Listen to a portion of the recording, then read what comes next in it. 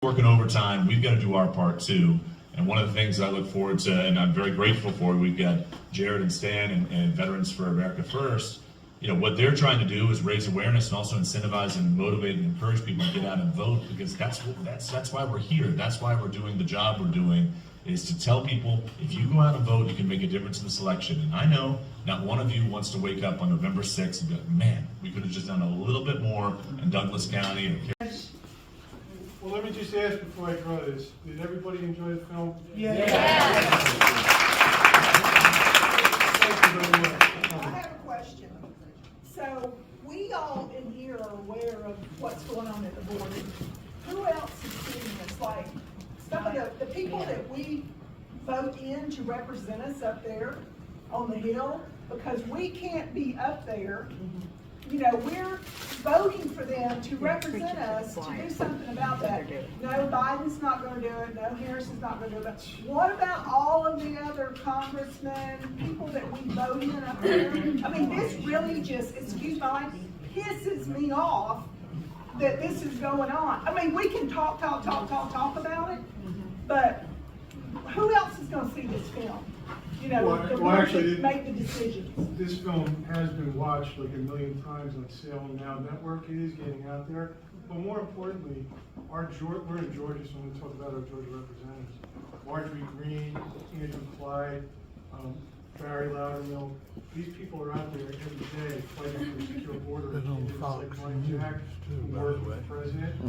And the message here is, join Trump Force 47. It's still not too late to join. You can get out there, do phone calls, do door knocking, and you can make a difference to help the president get elected for the 3rd time in a row. Yeah. And once he gets in, he's going to secure the border. So that's the answer. President Trump is the answer. But how's he going to secure it when you've got all these other diplomats up there? Are they all going to be on board with that? Because it's not going to help if we don't have a majority, right? So they were afraid of Trump. So a lot of times when the Border Patrol, whenever Mom was out asking, they would ask how they found out. Well, Biden is what they call them, advertised in the papers for them to come to the U.S. Well, why didn't you come during Trump? Trump don't want us. They know it is from the top down. And you have representatives, and that's a great question. Even your sheriffs, you know, right down to the local level. Where do you stand? You've got to ask the questions. So let's raise one last point. I know everybody wants to go, but she raised a very good point. It's not just the president. Enforcing the border starts at your local elections. With the candidates here, like Caesar, and I'm from Cobb County. We have a Democrat sheriff.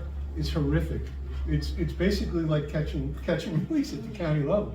So that's why we're supporting David Cavender, who's a veteran and a current law enforcement officer for sheriff. Every state's a border state now. Yes, it is, and it starts. It starts right here where you all are. So you got to get out there and get these people elected. You know, I think what she's asking is, like you said, the sheriff in Cobb County that's Democrat. Has he seen this movie?